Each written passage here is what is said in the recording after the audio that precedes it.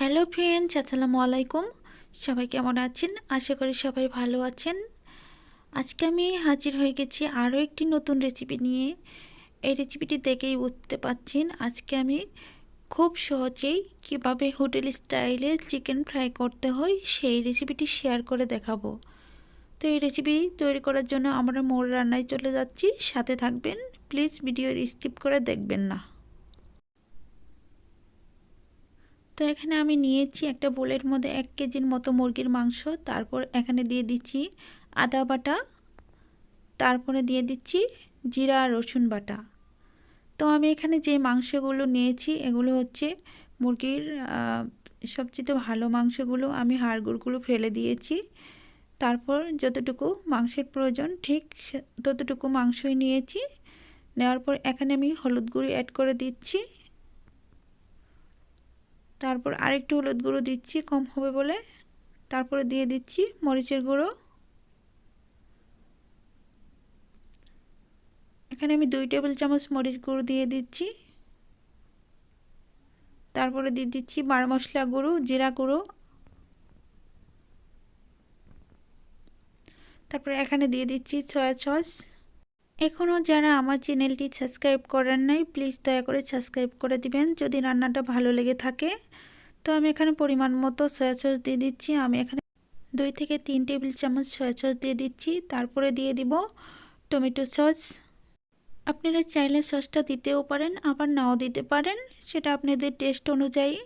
তো আমার কাছে ভালো লাগে তার জন্য আমি সসগুলো অ্যাড করে দিচ্ছি। তো সসগুলো দেওয়া শেষ হয়ে গেছে। এখানে আমি একটু লেবু রস দিয়ে দিব।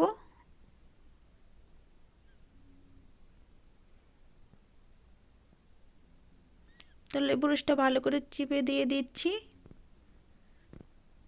তারপরে দিয়ে দিচ্ছি স্বাদ মতো লবণ। লবণটা বুঝে শুনে দিতে হবে, কারণ এখানে আমরা টমেটো সস এবং সয়া সস ব্যবহার করেছি, এতে অনেকটা লবণ থাকে। তো সবগুলো দেওয়া হয়ে গেলে এখন আমি হাত দিয়ে ভালোভাবে মেখে নিব।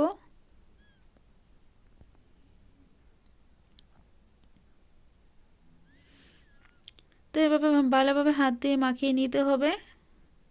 তো মাখিয়ে নেওয়ার পর এখানে আমি একটা ডিম ফেটিয়ে রেখেছিলাম, আমি ডিমের পুরোটাই দিয়ে দিচ্ছি।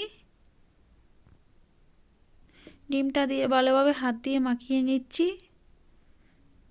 এমনভাবে মাখাতে হবে মশলাগুলো যাতে মাংসের গায়ে গায়ে লেগে থাকে এবং কি ভালোভাবে ম্যারিনেট হয়।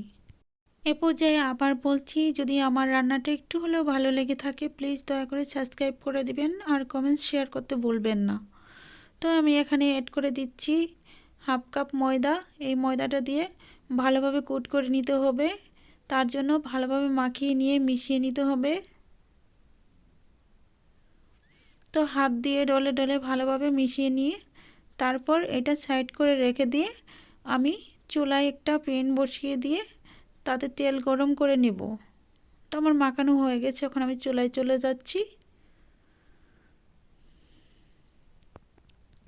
তো চুলায় একটা প্যান বসিয়ে দিচ্ছি। এখানে আমি পর্যাপ্ত পরিমাণে তেল দিয়ে দিব। আমি ডুবো তেলে মাংসগুলো ভাজবো, তার জন্য তেলটা একটু বেশি দিতে হবে।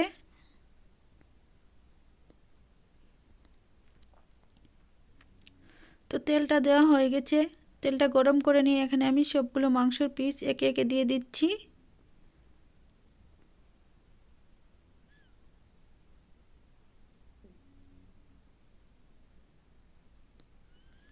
তো এইভাবে সবগুলো মাংস দিয়ে তারপর 2 থেকে 3 মিনিটের মধ্যে ভাজার পর এটা আমি উল্টিয়ে নিব।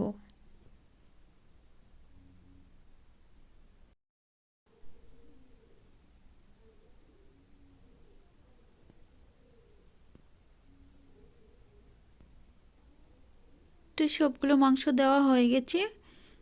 এখন আমি কিছুক্ষণ ভেজে নিয়েছি, তারপর এটা আমি চামচের সাহায্যে উল্টিয়ে নিচ্ছি। দেখেন এক পাশটা কতটা লাল হয়ে লাল লাল করে ভেজে নিয়েছি, ঠিক অপর পাশটাও একইভাবে ভেজে নিয়ে তারপর আমি এটাকে একটা প্লেটে উঠিয়ে নেব। তো কিছুক্ষণ এইভাবেই ভাজতে হবে।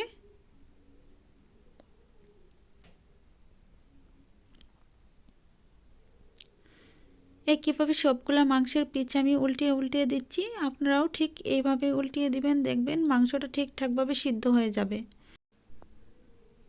চামচের সাহায্যে উপরে একটু তেল দিয়ে দিচ্ছি যাতে সিদ্ধ হতে সুবিধা হয়।